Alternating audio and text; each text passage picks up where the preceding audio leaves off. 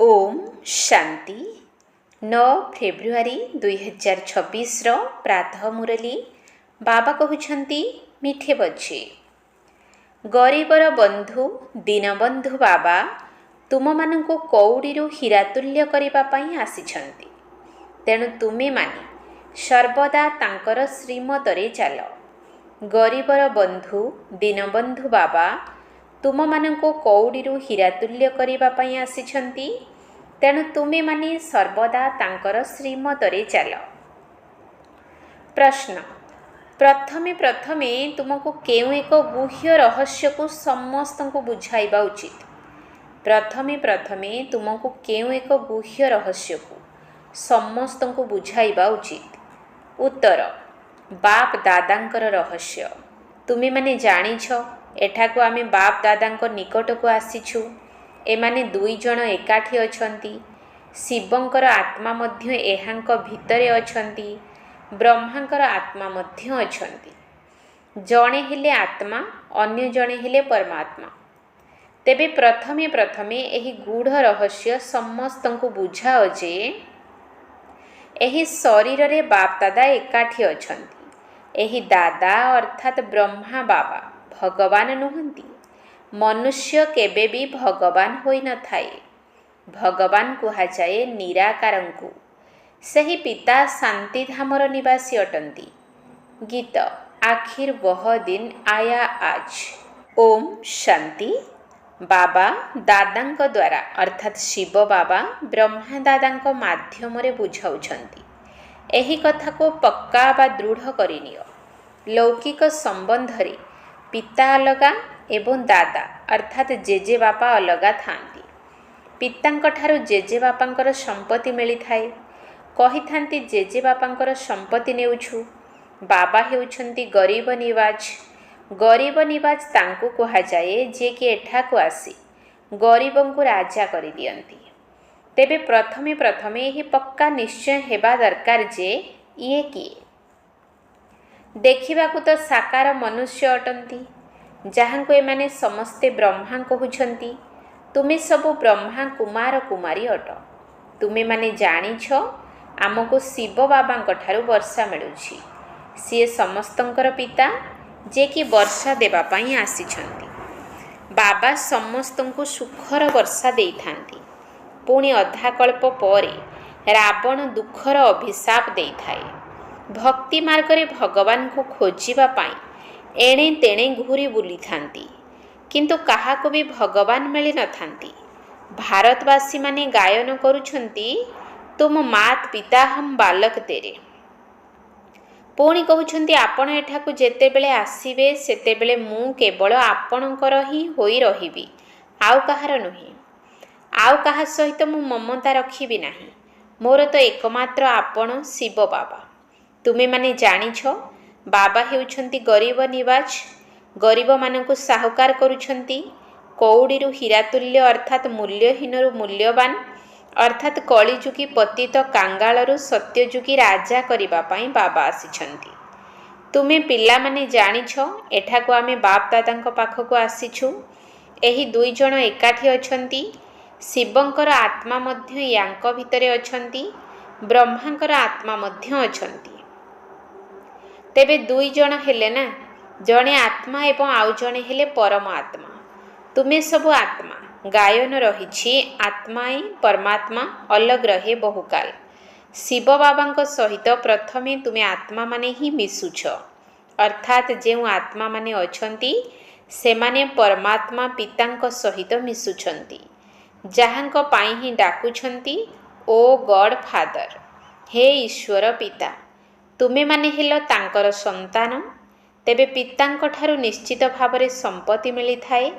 बाबा कहउछंती भारत जे कि सारा सृष्टिर मौड़मणि थिला श्रेष्ठ थिला सीए एबे केते कांगाल होई जाइछि। वर्तमान मु तुम संतान मानकु पुनर्बार सिरताज करिबा पई आसिछि। तुमे डबल सिरताज अर्थात दुई मुकुटधारी हेउछ। गोटिए हेला पवित्रतार मुकुट जहाकु लाइट रूपरे देखाई थांती। द्वितीयटी हेला रत्न जड़ित मुकुट। तेबे प्रथमे प्रथमे एही गुह्य रहस्य को समस्त को बुझाइबा को हेबो ଯେ ବାପ ଦାଦା ଦୁଇ ଜଣ ଏକାଠି ଅଛନ୍ତି। ବ୍ରହ୍ମା ଭଗବାନ ନୁହନ୍ତି। ମନୁଷ୍ୟ କେବେ ବି ଭଗବାନ ହୋଇପାରିବ ନାହିଁ। ଭଗବାନ କୁହାଯାଏ ନିରାକାରଙ୍କୁ। ସେ ବାବା ହେଉଛନ୍ତି ଶାନ୍ତିଧାମର ନିବାସୀ, ଯେଉଁଠାରେ ତୁମେ ସବୁ ଆତ୍ମାମାନେ ରହୁଛ, ଯାହାକୁ ନିର୍ବାଣ ଧାମ ଅଥବା ବାନପ୍ରସ୍ଥ କୁହାଯାଏ। ପୁଣି ତୁମ ଆତ୍ମାମାନଙ୍କୁ ଏଠାକୁ ଆସି ଶରୀର ଧାରଣ କରି ପାଠ କରିବାକୁ ପଡ଼ିଥାଏ। ଅଧାକଳ୍ପ ସୁଖର ପାଠ ଏବଂ ଅଧାକଳ୍ପ ଦୁଃଖର ପାଠ ରହିଛି।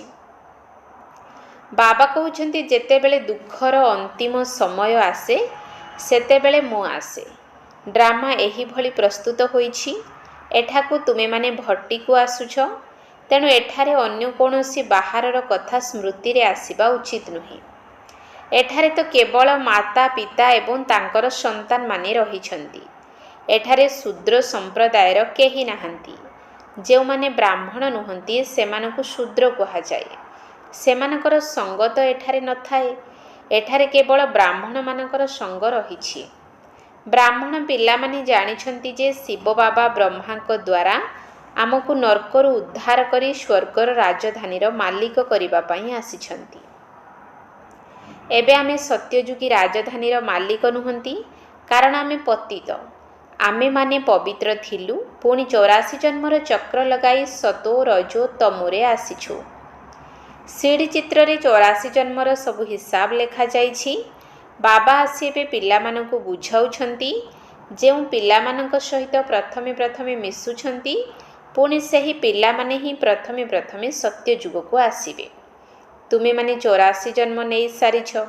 ରଚୟିତା ଏବଂ ରଚନାର ସାରା ଜ୍ଞାନ ଏକମାତ୍ର ବାବାଙ୍କ ପାଖରେ ହିଁ ଅଛି। ସିଏ ହିଁ ମନୁଷ୍ୟ ସୃଷ୍ଟିର ବୀଜ ରୂପ ଅଟନ୍ତି। ତେବେ ନିଶ୍ଚିତ ଭାବରେ ବୀଜରେ ହିଁ ସାରା ବୃକ୍ଷର ଜ୍ଞାନ ଥିବ କି ଏହି ବୃକ୍ଷର ଉତ୍ପତ୍ତି, ପାଳନା ଏବଂ ବିନାଶ କିପରି ହେଉଛି। ଏହି କଥାକୁ ତ ବାବା ହିଁ ବୁଝାଉଛନ୍ତି। ତୁମେମାନେ ଏବେ ଜାଣିଛ ଯେ ଆମେ ଭାରତବାସୀ ଗରିବ ଅଟୁ। ଆମେ ଯେତେବେଳେ ଦେବୀ ଦେବତା ଥିଲୁ ସେତେବେଳେ କେତେ ଧନବାନ ଥିଲୁ। ହୀରାରେ ଖେଳୁଥିଲୁ, ହୀରାର ମହଲରେ ରହୁଥିଲୁ। ଏବେ ବାବା ଆମକୁ ସ୍ମରଣ କରାଇ ଦେଇଛନ୍ତି ଯେ ତୁମେମାନେ କିପରି 84 ଜନ୍ମ ନେଉଛ। ସମସ୍ତେ ଡାକୁଛନ୍ତି, ହେ ପତିତ ପାବନ ଗରିବର ବନ୍ଧୁ ବାବା, ଆସ।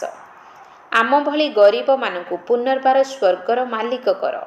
ସ୍ୱର୍ଗରେ ଅସରନ୍ତି ସୁଖ ଥିଲା, ଏବେ ତ ଅସରନ୍ତି ଦୁଃଖ ଅଛି। ପିଲାମାନେ ଜାଣିଛନ୍ତି ବର୍ତ୍ତମାନ ସମସ୍ତେ ସମ୍ପୂର୍ଣ୍ଣ ଭାବେ ପତିତ ହୋଇଯାଇଛନ୍ତି। ଏବେ କଳିଯୁଗର ଅନ୍ତିମ ସମୟ, ତେଣୁ ସତ୍ୟଯୁଗ ନିଶ୍ଚିତ ଆସିବା ଦରକାର। ପ୍ରଥମେ ଭାରତରେ ଏକମାତ୍ର ଆଦି ସନାତନ ଦେବୀ ଦେବତା ଧର୍ମ ଥିଲା। ବର୍ତ୍ତମାନ ତାହା ପ୍ରାୟ ଲୋପ ହୋଇଯାଇଛି ଏବଂ ସମସ୍ତେ ନିଜକୁ ହିନ୍ଦୁ ବୋଲି କହୁଛନ୍ତି। ବର୍ତ୍ତମାନ ସମୟରେ ଖ୍ରୀଷ୍ଟିଆନ ବହୁତ ହୋଇଗଲେଣି, କାରଣ ବହୁତ ହିନ୍ଦୁ ଧର୍ମାବଲମ୍ବୀମାନେ ଧର୍ମକୁ ପରିବର୍ତ୍ତନ କରି ଖ୍ରୀଷ୍ଟିଆନ ହୋଇଯାଇଛନ୍ତି। ବାସ୍ତବରେ ତୁମେ ଦେବୀ ଦେବତାମାନଙ୍କର କର୍ମ ଶ୍ରେଷ୍ଠ ଥିଲା। ତୁମେ ପବିତ୍ର ପ୍ରବୃତ୍ତି ମାର୍ଗବାଲା ଥିଲ। ଏବେ ରାବଣ ରାଜ୍ୟରେ ପତିତ ପ୍ରବୃତ୍ତି ମାର୍ଗବାଲା ହୋଇଯାଇଛ। ସେଇଥିପାଇଁ ଦୁଃଖୀ ହୋଇଯାଇଛ। ସତ୍ୟଯୁଗକୁ ଶିବାଳୟ କୁହାଯାଏ। ଶିବ ବାବାଙ୍କ ଦ୍ୱାରା ସ୍ଥାପନ କରାଯାଇଥିବା ସ୍ୱର୍ଗ। ବାବା କହୁଛନ୍ତି, ମୁଁ ଆସି ତୁମମାନଙ୍କୁ ଶୂଦ୍ରରୁ ବ୍ରାହ୍ମଣ କରି ତୁମକୁ ସୂର୍ଯ୍ୟବଂଶୀ ଚନ୍ଦ୍ରବଂଶୀ ରାଜଧାନୀର ବର୍ଷା ଦେଉଛି। ଇଏ ହେଲେ ତୁମର ବାପ ଦାଦା, ତାଙ୍କୁ ଭୁଲିଯାଅ ନାହିଁ। ଶିବ ବାବା ବ୍ରହ୍ମାଙ୍କ ଦ୍ୱାରା ଆମକୁ ସ୍ୱର୍ଗ ଦୁନିଆକୁ ଯିବାର ଯୋଗ୍ୟ କରୁଛନ୍ତି। କାହିଁକିନା ପତିତ ଆତ୍ମା ତ ଯେ ପର୍ଯ୍ୟନ୍ତ ପବିତ୍ର ନ ହୋଇଛି ସେ ପର୍ଯ୍ୟନ୍ତ ମୁକ୍ତିଧାମକୁ ଯାଇପାରିବ ନାହିଁ। ବର୍ତ୍ତମାନ ବାବା କହୁଛନ୍ତି, ମୁଁ ଆସି ତୁମକୁ ପାବନ ହେବାର ରାସ୍ତା ବତାଉଛି। ମୁଁ ତୁମମାନଙ୍କୁ ପଦମପତି ସ୍ୱର୍ଗର ମାଲିକ କରି ଯାଇଥିଲି। ସେ କଥା ନିଶ୍ଚିତ ଭାବରେ ତୁମର ସ୍ମୃତିରେ ଆସୁଥିବ ଯେ ଆମେ ସ୍ୱର୍ଗର ମାଲିକ ଥିଲୁ। ସେତେବେଳେ ଆମେ ବହୁତ କମ୍ ସଂଖ୍ୟକ ଥିଲୁ, ଏବେ ତ କେତେ ଢେର ମନୁଷ୍ୟ ହୋଇଗଲେଣି। ସତ୍ୟଯୁଗରେ କେବଳ 9 ଲକ୍ଷ ଥାନ୍ତି। ତେଣୁ ବାବା କହୁଛନ୍ତି, ମୁଁ ଆସି ବ୍ରହ୍ମା ଦ୍ୱାରା ସ୍ୱର୍ଗର ସ୍ଥାପନା ଏବଂ ଶଙ୍କରଙ୍କ ଦ୍ୱାରା ବିନାଶ କରାଉଛି। ସେଥିପାଇଁ କଳ୍ପ ପୂର୍ବ ଭଳି ସବୁ ପ୍ରକାରର ପ୍ରସ୍ତୁତି କରୁଛନ୍ତି। କେତେ ବୋମା ଆଦି ତିଆରି କରୁଛନ୍ତି। 5000 ବର୍ଷ ପୂର୍ବରୁ ମଧ୍ୟ ଏହି ମହାଭାରତ ଲଢ଼େଇ ଲାଗିଥିଲା। ଭଗବାନ ଆସି ରାଜଯୋଗର ଶିକ୍ଷା ଦେଇ ମନୁଷ୍ୟମାନଙ୍କୁ ନରରୁ ନାରାୟଣ କରିଥିଲେ। ତେଣୁ ନିଶ୍ଚିତ ଭାବରେ କଳିଯୁଗୀ ପୁରୁଣା ଦୁନିଆର ବିନାଶ ହେବା ଦରକାର। ଏହି ସାରା ସୃଷ୍ଟି ରୂପୀ ପାଳଗଦାକୁ ନିଆଁ ଲାଗିବ, ନଚେତ୍ ବିନାଶ କିପରି ହେବ? ଆଜିକାଲି ବୋମା ଭିତରେ ମଧ୍ୟ ନିଆଁ ଭରି ଦେଉଛନ୍ତି। ପୁଣି ମୂଷଳଧାର ବର୍ଷା, ଭୂମିକମ୍ପ ଇତ୍ୟାଦି ସବୁ ହେବ। ତେବେ ତ ବିନାଶ ହେବ ନା। ପୁରୁଣା ଦୁନିଆର ବିନାଶ, ନୂଆ ଦୁନିଆର ସ୍ଥାପନା ବର୍ତ୍ତମାନ ହୋଇଥାଏ। ଏହା ହେଉଛି ସଙ୍ଗମ ଯୁଗ। ରାବଣ ରାଜ୍ୟ ମୁର୍ଦାବାଦ ହୋଇ ରାମ ରାଜ୍ୟ ଜିନ୍ଦାବାଦ ହେବ। ନୂଆ ଦୁନିଆରେ ଶ୍ରୀକୃଷ୍ଣଙ୍କର ରାଜତ୍ୱ ଥିଲା। ଲକ୍ଷ୍ମୀ ନାରାୟଣଙ୍କ ପରିବର୍ତ୍ତେ ଶ୍ରୀକୃଷ୍ଣଙ୍କର ନାମ ନିଆଯାଉଛି, କାରଣ ଶ୍ରୀକୃଷ୍ଣ ହେଲେ ସବୁଠାରୁ ସୁନ୍ଦର, ଅର୍ଥାତ୍ ସମ୍ପୂର୍ଣ୍ଣ ପବିତ୍ର, ସବୁଠାରୁ ସ୍ନେହୀ ସନ୍ତାନ। ମନୁଷ୍ୟମାନଙ୍କୁ ତ ଏକଥା ଜଣା ନାହିଁ ନା। ଶ୍ରୀକୃଷ୍ଣ ଅଲଗା ରାଜଧାନୀର ଏବଂ ରାଧେ ଅଲଗା ରାଜଧାନୀର ଥିଲେ। ଭାରତ ମଉଡ଼ମଣି ଥିଲା, ଯାହାକି ଏବେ କାଙ୍ଗାଳ ହୋଇଯାଇଛି। ପୁଣି ବାବା ଆସି ଭାରତକୁ ମଉଡ଼ମଣି କରୁଛନ୍ତି। ଏବେ ବାବା କହୁଛନ୍ତି ପବିତ୍ର ହୁଅ ଏବଂ ମୋତେ ମନେ ପକାଅ, ତେବେ ତୁମେମାନେ ସତୋପ୍ରଧାନ ହୋଇଯିବ। ପୁଣି ଯେଉଁମାନେ ଅନେକଙ୍କର ସେବା କରି ନିଜ ସମାନ କରିବେ, ସେମାନେ ସେଠାରେ ଉଚ୍ଚ ପଦ ପାଇବେ। ଡବଲ ମୁକୁଟଧାରୀ ରାଜା ହେବେ। ସତ୍ୟଯୁଗରେ ରାଜା, ରାଣୀ ଏବଂ ପ୍ରଜା ସମସ୍ତେ ପବିତ୍ର ଥାଆନ୍ତି। ଏବେ ତ ପ୍ରଜାମାନଙ୍କର ରାଜ୍ୟ ଚାଲିଛି। ଏଠାରେ ଦୁଇଟି ଯାକ ମୁକୁଟ ନାହିଁ। ବାବା କହୁଛନ୍ତି ଯେତେବେଳେ ଏହିଭଳି ଅବସ୍ଥା ହୁଏ, ସେତେବେଳେ ମୁଁ ଆସେ। ଏବେ ମୁଁ ତୁମମାନଙ୍କୁ ରାଜଯୋଗ ଶିଖାଉଛି। ମୁଁ ହିଁ ପତିତ ପାବନ ଅଟେ। ଏବେ ତୁମେମାନେ ଯଦି ମୋତେ ମନେ ପକାଇବ, ତେବେ ତୁମମାନଙ୍କର ଆତ୍ମାରୁ ଖାଦ ବାହାରିଯିବ। ତୁମେମାନେ ସତୋପ୍ରଧାନ ହୋଇଯିବ। ଏବେ ତୁମକୁ ଶ୍ୟାମଳରୁ ସୁନ୍ଦର ଅର୍ଥାତ୍ ପତିତରୁ ପବିତ୍ର ହେବାକୁ ପଡ଼ିବ। ସୁନାରେ ଖାଦ ମିଶିବା ଦ୍ୱାରା ତାହା କଳା ହୋଇଯାଇଥାଏ। ତେଣୁ ଏବେ ଖାଦକୁ ବାହାର କରିବାକୁ ହେବ। ବେହଦ୍ର ବାବା କହୁଛନ୍ତି, ତୁମେମାନେ କାମଚିତା ଉପରେ ବସି କଳା ହୋଇଯାଇଛ। ବର୍ତ୍ତମାନ ତୁମେମାନେ ଜ୍ଞାନଚିତା ଉପରେ ବସ ଏବଂ ସମସ୍ତଙ୍କଠାରୁ ମମତ୍ୱକୁ ତୁଟାଇ ଦିଅ। ତୁମେ ସବୁ ମୋର ଏକମାତ୍ର ପ୍ରିୟତମର ପ୍ରିୟତମା ଅଟ। ସବୁ ଭକ୍ତମାନେ ଭଗବାନଙ୍କୁ ମନେ ପକାଇଥାନ୍ତି। ସତ୍ୟଯୁଗ ତ୍ରେତାରେ ଭକ୍ତି କରନ୍ତି ନାହିଁ। ସେଠାରେ ତ ଜ୍ଞାନର ପ୍ରାଲବ୍ଧ ରହିଥାଏ। ବାବା ଆସି ଜ୍ଞାନ ଦ୍ୱାରା ରାତିକୁ ଦିନରେ ପରିବର୍ତ୍ତନ କରୁଛନ୍ତି। ଏମିତି ନୁହେଁ ଯେ ଶାସ୍ତ୍ର ପଢ଼ିଲେ ଦିନ ହୋଇଯିବ, ଅର୍ଥାତ୍ ସତ୍ୟଯୁଗ ଆସିଯିବ। ସେସବୁ ହେଲା ଭକ୍ତିର ସାମଗ୍ରୀ। ଜ୍ଞାନର ସାଗର ପତିତ ପାବନ ଏକମାତ୍ର ବାବା ହିଁ ଅଟନ୍ତି। ସେ ଏଠାକୁ ଆସି ସୃଷ୍ଟିଚକ୍ରର ଜ୍ଞାନ ପିଲାମାନଙ୍କୁ ବୁଝାଇବା ସହିତ ରାଜଯୋଗର ଶିକ୍ଷା ମଧ୍ୟ ଦେଉଛନ୍ତି। ତୁମେ ଈଶ୍ୱରଙ୍କ ସହିତ ଯୋଗ ଲଗାଇ ଏବେ ଯୋଗେଶ୍ୱର ହେଉଛ ଏବଂ ପରେ ପୁଣି ରାଜରାଜେଶ୍ୱର, ରାଜରାଜେଶ୍ୱରୀ ହେବ। ତୁମେ ଈଶ୍ୱରଙ୍କ ଦ୍ୱାରା ରାଜାମାନଙ୍କର ରାଜା ହେଉଛ। ଯେଉଁ ପବିତ୍ର ରାଜାମାନେ ଥିଲେ, ସେହିମାନେ ପୁଣି ପତିତ ହେଉଛନ୍ତି। ନିଜେ ପୂଜ୍ୟ ପୁଣି ନିଜେ ପୂଜାରୀ ହେଉଛନ୍ତି। ତେବେ ବର୍ତ୍ତମାନ ଯେତେ ଦୂର ସମ୍ଭବ ଯୋଗଯୁକ୍ତ ହୋଇ ରହିବାକୁ ହେବ। ଯେପରି ପ୍ରେମିକା ପ୍ରେମିକକୁ ମନେ ପକାଇଥାଏ, ଯେମିତି କନ୍ୟାର ନିର୍ବନ୍ଧ ହେଲା ପରେ ସେମାନେ ପରସ୍ପରକୁ ମନେ ପକାଇଥାନ୍ତି, ତେବେ ଏହି ପ୍ରେମିକଙ୍କର ମଧ୍ୟ ଭକ୍ତି ମାର୍ଗରେ ବହୁତ ପ୍ରେମିକା ଅଛନ୍ତି। ସମସ୍ତେ ଦୁଃଖୀ ହୋଇ ସେହି ପିତାଙ୍କୁ ମନେ ପକାଉଛନ୍ତି, ହେ ଭଗବାନ, ଆମର ଦୁଃଖକୁ ହରଣ କର, ସୁଖ ଦିଅ। ଏଠାରେ ତ ନା ଶାନ୍ତି ଅଛି ନା ସୁଖ ଅଛି, କିନ୍ତୁ ସତ୍ୟଯୁଗରେ ସୁଖ ଶାନ୍ତି ଉଭୟ ରହିଛି।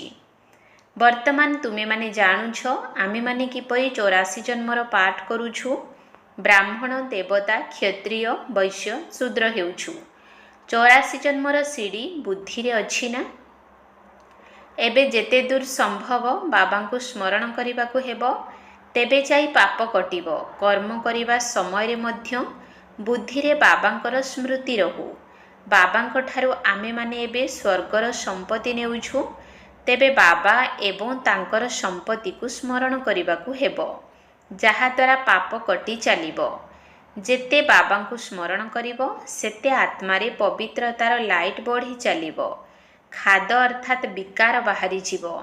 ତେଣୁ ପିଲାମାନଙ୍କୁ ଯେତେ ଦୂର ସମ୍ଭବ ସମୟ ବାହାର କରି ଯୋଗ କରିବାର ଉପାୟ କରିବାକୁ ହେବ।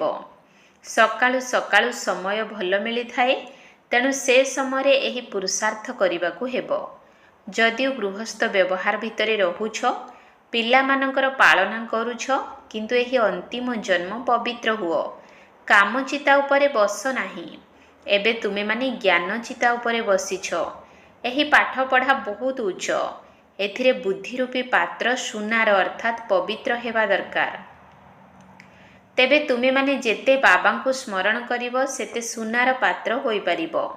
ବାବାଙ୍କୁ ଭୁଲିଯିବା କାରଣରୁ ପୁଣି ଲୁହାର ପାତ୍ର ହୋଇଯାଉଛ। ବାବାଙ୍କୁ ସ୍ମରଣ କରିଲେ ସ୍ୱର୍ଗର ମାଲିକ ହୋଇଯିବ। ଏହା ତ ବହୁତ ସହଜ ନା। ମୁଖ୍ୟ କଥା ହେଲା ପବିତ୍ରତା। ବାବାଙ୍କୁ ସ୍ମରଣ କଲେ ହିଁ ଆତ୍ମା ପବିତ୍ର ହେବ ଏବଂ ସୃଷ୍ଟିଚକ୍ରକୁ ସ୍ମରଣ କରିଲେ ସ୍ୱର୍ଗର ମାଲିକ ହେବ। ତୁମକୁ ଘରଦ୍ୱାର ଛାଡ଼ିବାର ଆବଶ୍ୟକତା ନାହିଁ। ଗୃହସ୍ଥ ବ୍ୟବହାରରେ ମଧ୍ୟ ରହିବାକୁ ହେବ। ବାବା କହୁଛନ୍ତି 63 ଜନ୍ମ ତୁମେ ପତିତ ଦୁନିଆରେ ରହିଆସିଛ। ଶିବାଳୟ ଅମର ଲୋକକୁ ଯିବା ପାଇଁ ତୁମେମାନେ ଯଦି ଏହି ଗୋଟିଏ ଜନ୍ମ ପବିତ୍ର ରହିବ, ତେବେ କ୍ଷତି କ'ଣ? ଏହାଦ୍ୱାରା ବହୁତ ରୋଜଗାର ହେବ। ତୁମମାନଙ୍କୁ 5 ବିକାର ଉପରେ ବିଜୟ ପ୍ରାପ୍ତ କରିବାକୁ ହେବ। ତେବେ ଯାଇ ଜଗତଜିତ୍ ହୋଇପାରିବ, ନଚେତ ପଦ ପାଇପାରିବ ନାହିଁ। ବାବା କହୁଛନ୍ତି ସମସ୍ତଙ୍କୁ ମରିବାକୁ ତ ହେବ। ଏହା ତୁମର ଅନ୍ତିମ ଜନ୍ମ। ଏହାପରେ ତୁମେ ନୂଆ ଦୁନିଆରେ ଯାଇ ରାଜ୍ୟ କରିବ। ହୀରା ନୀଳାର ଖଣି ସବୁ ପୁଣି ଭରପୁର ହୋଇଯିବ। ସେଠାରେ ତୁମେ ହୀରା ନୀଳାରେ ଖେଳିବ। ତେଣୁ ଏଭଳି ବାବାଙ୍କର ମତ ଅନୁସାରେ ଚାଲିବା ଉଚିତ ନା। ଶ୍ରୀମତ ଦ୍ୱାରା ହିଁ ତୁମେମାନେ ଶ୍ରେଷ୍ଠ ହୋଇପାରିବ। ରାବଣର ମତରେ ଚାଲି ତୁମେ ଭ୍ରଷ୍ଟାଚାରୀ ହୋଇଯାଇଛ। ଏବେ ବାବାଙ୍କର ଶ୍ରୀମତରେ ଚାଲି ତୁମକୁ ତମୋ ପ୍ରଧାନରୁ ସତୋ ପ୍ରଧାନ ହେବାକୁ ପଡ଼ିବ। କେବଳ ବାବାଙ୍କୁ ହିଁ ମନେ ପକାଇବାକୁ ହେବ। ବାବା ଆଉ କୌଣସି କଷ୍ଟ ଦେଉନାହାନ୍ତି। ଭକ୍ତି ମାର୍ଗରେ ତ ତୁମେମାନେ ବହୁତ ଧକ୍କା ଖାଇଛ। ଏବେ କେବଳ ବାବାଙ୍କୁ ମନେ ପକାଇବାକୁ ହେବ ଏବଂ ସୃଷ୍ଟିଚକ୍ରକୁ ମନେ ପକାଇବାକୁ ହେବ। ଯଦି ବର୍ତ୍ତମାନ ତୁମେମାନେ ସ୍ୱଦର୍ଶନ ଚକ୍ରଧାରୀ ହେବ, ତେବେ 21 ଜନ୍ମ ପାଇଁ ଚକ୍ରବର୍ତ୍ତୀ ରାଜା ହୋଇଯିବ। ଅନେକ ଥର ତୁମେ ରାଜ୍ୟ ନେଇଛ ଏବଂ ହରାଇଛ। ଅଧାକଳ୍ପ ହେଉଛି ସୁଖ ଏବଂ ଅଧାକଳ୍ପ ହେଉଛି ଦୁଃଖ। ବାବା କହୁଛନ୍ତି ମୁଁ କଳ୍ପ କଳ୍ପ ସଙ୍ଗମ ଯୁଗରେ ଆସୁଛି ଏବଂ ତୁମକୁ ସୁଖଧାମର ମାଲିକ କରୁଛି। ଏବେ ତୁମକୁ ସ୍ମୃତି ଆସୁଛି ଯେ ଆମେ କିପରି 84 ଜନ୍ମର ଚକ୍ର ଲଗାଉଛୁ। ଏହି ଚକ୍ରକୁ ବୁଦ୍ଧିରେ ରଖିବାକୁ ହେବ। ବାବା ହେଲେ ଜ୍ଞାନର ସାଗର। ତୁମେମାନେ ଏଠାରେ ଅବିନାଶୀ ବାବାଙ୍କ ସମ୍ମୁଖରେ ବସିଛ। ଉଚ୍ଚରୁ ଉଚ୍ଚ ଭଗବାନ ପ୍ରଜାପିତା ବ୍ରହ୍ମାଙ୍କ ଦ୍ୱାରା ତୁମକୁ ବର୍ଷା ଦେଉଛନ୍ତି। ତେଣୁ ଦୁନିଆର ବିନାଶ ହେବା ପୂର୍ବରୁ ବାବାଙ୍କୁ ମନେ ପକାଇ ପବିତ୍ର ହୁଅ। ଆଚ୍ଛା, ମିଠା ମିଠା ଶିକିଲଧେ ସନ୍ତାନମାନଙ୍କ ପ୍ରତି ମାତା ପିତା ବାପଦାଦାଙ୍କର ମଧୁର ସ୍ନେହ ସମ୍ପନ୍ନ ଶୁଭେଚ୍ଛା ଏବଂ ସୁପ୍ରଭାତ। ଆତ୍ମିକ ପିତାଙ୍କର ଆତ୍ମିକ ସନ୍ତାନମାନଙ୍କୁ ନମସ୍ତେ। ଆତ୍ମିକ ସନ୍ତାନମାନଙ୍କର ଆତ୍ମିକ ବାପଦାଦାଙ୍କୁ ନମସ୍ତେ ନମସ୍ତେ ନମସ୍ତେ। ସୁପ୍ରଭାତ। ଧାରଣା ପାଇଁ ମୁଖ୍ୟ ସାର 1 ନମ୍ବର ପଏଣ୍ଟ। ନିରନ୍ତର ବାବାଙ୍କର ସ୍ମୃତିରେ ରହିବା ପାଇଁ ବୁଦ୍ଧିକୁ ସୁନାର ପାତ୍ର କରିବାକୁ ହେବ। କର୍ମଧନ୍ଦା କରୁଥିଲେ ମଧ୍ୟ ବାବାଙ୍କର ସ୍ମୃତି ରହିଥାଉ। କାରଣ ବାବାଙ୍କର ସ୍ମୃତି ଦ୍ୱାରା ହିଁ ପବିତ୍ରତାର ଲାଇଟ୍ ଅର୍ଥାତ୍ ଉଜ୍ଜ୍ୱଳତା ଆସିବ। ନିରନ୍ତର ବାବାଙ୍କର ସ୍ମୃତିରେ ରହିବା ପାଇଁ ବୁଦ୍ଧିକୁ ସୁନାର ପାତ୍ର କରିବାକୁ ହେବ। କର୍ମଧନ୍ଦା କରୁଥିଲେ ମଧ୍ୟ ବାବାଙ୍କର ସ୍ମୃତି ରହିଥାଉ। କାରଣ ବାବାଙ୍କର ସ୍ମୃତି ଦ୍ୱାରା ହିଁ ପବିତ୍ରତାର ଲାଇଟ୍ ଅର୍ଥାତ୍ ଉଜ୍ଜ୍ୱଳତା ଆସିବ। 2 ନମ୍ବର ପଏଣ୍ଟ। ମୁରଲି କେବେ ବି ମିସ୍ କରିବାର ନାହିଁ। ଡ୍ରାମାର ରହସ୍ୟକୁ ଯଥାର୍ଥ ଭାବରେ ବୁଝିବାର ଅଛି। ତୁମେମାନେ ବର୍ତ୍ତମାନ ଭଟ୍ଟିରେ ଅର୍ଥାତ୍ ଯୋଗ ଅଗ୍ନିର ଭାଟିରେ ଅଛ। ତେଣୁ ବାହାରର କୌଣସି କଥା ତୁମର ମନେ ନ ପଡ଼ୁ। ମୁରଲି କେବେ ବି ମିସ୍ କରିବାର ନାହିଁ। ଡ୍ରାମାର ରହସ୍ୟକୁ ଯଥାର୍ଥ ଭାବରେ ବୁଝିବାର ଅଛି। ତୁମେମାନେ ବର୍ତ୍ତମାନ ଭଟ୍ଟିରେ ଅର୍ଥାତ୍ ଯୋଗ ଅଗ୍ନିର ଭାଟିରେ ଅଛ। ତେଣୁ ବାହାରର କୌଣସି କଥା ତୁମର ମନେ ନ ପଡ଼ୁ। ବରଦାନ। ପରସ୍ପର ଭିତରେ ଜଣେ ଅନ୍ୟ ଜଣଙ୍କର ବିଶେଷତାକୁ ଦେଖିବା ଏବଂ ବର୍ଣ୍ଣନା କରୁଥିବା ଶ୍ରେଷ୍ଠତା ସମ୍ପନ୍ନ ହୋଲି ହଂସ ଭବ। ପରସ୍ପର ଭିତରେ ଜଣେ ଅନ୍ୟ ଜଣଙ୍କର ବିଶେଷତାକୁ ଦେଖିବା ଏବଂ ବର୍ଣ୍ଣନା କରୁଥିବା ଶ୍ରେଷ୍ଠତା ସମ୍ପନ୍ନ ହୋଲି ହଂସ ଭବ। ସଙ୍ଗମ ଯୁଗରେ ପ୍ରତ୍ୟେକ ସନ୍ତାନକୁ ଜ୍ଞାନ ଦ୍ୱାରା କୌଣସି ନା କୌଣସି ବିଶେଷ ଗୁଣ ନିଶ୍ଚିତ ମିଳିଛି। ସେଥିପାଇଁ ହୋଲି ହଂସ ହୋଇ ପ୍ରତ୍ୟେକଙ୍କର ବିଶେଷତାକୁ ଦେଖ ଏବଂ ବର୍ଣ୍ଣନା କର। ଯେତେବେଳେ ବି କାହାର ଦୋଷ ଦୁର୍ବଳତା ଦେଖୁଛ ବା ଶୁଣୁଛ, ସେତେବେଳେ ଭାବିବା ଦରକାର ଯେ ଏହି ଦୁର୍ବଳତାଟି ଏହାଙ୍କର ନୁହେଁ, ମୋର ଅଟେ, କାହିଁକି ନା ଆମେ ସମସ୍ତେ ଜଣେ ପିତାଙ୍କର ସନ୍ତାନ ଏବଂ ଗୋଟିଏ ପରିବାରର ସଦସ୍ୟ ତଥା ଗୋଟିଏ ମାଳାର ଦାନା ଅଟୁ। ଯେପରି ନିଜର ଦୁର୍ବଳତା ଗୁଡ଼ିକୁ ସମସ୍ତଙ୍କୁ ଜଣାଇବା ପାଇଁ ଚାହୁଁନାହୁଁ, ସେହିପରି ଅନ୍ୟର ଦୁର୍ବଳତାକୁ ମଧ୍ୟ ବର୍ଣ୍ଣନା କର ନାହିଁ, କାହିଁକି ନା ହୋଲି ହଂସର ଲକ୍ଷଣ ହେଲା ବିଶେଷତା ଗୁଡ଼ିକୁ ଗ୍ରହଣ କରିବା ଏବଂ ଦୁର୍ବଳତା ଗୁଡ଼ିକୁ ସମାପ୍ତ କରିବା। ସ୍ଲୋଗାନ: ସମୟକୁ ସଫଳ କରୁଥିବା ତୀବ୍ର ପୁରୁଷାର୍ଥୀ ହିଁ ସଦା ବିଜୟୀ ଅଟନ୍ତି। ସମୟକୁ ସଫଳ କରୁଥିବା ତୀବ୍ର ପୁରୁଷାର୍ଥୀ ହିଁ ସଦା ବିଜୟୀ ଅଟନ୍ତି। ଅବ୍ୟକ୍ତ ଇଶାରା: ଏକତା ଏବଂ ବିଶ୍ୱାସର ବିଶେଷତା ଦ୍ୱାରା ସଫଳତା ସମ୍ପନ୍ନ ହୁଅ।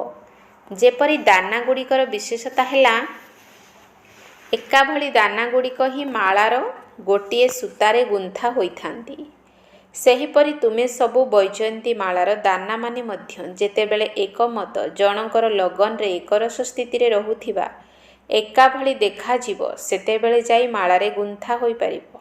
ଯଦି ପରସ୍ପର ଭିତରେ ଦୁଇ ମତ ହେଉଛି, ତେବେ ସେମାନେ 16,000ର ମାଳାର ଦାନା ହୋଇଯିବେ। ଓମ୍ ଶାନ୍ତି।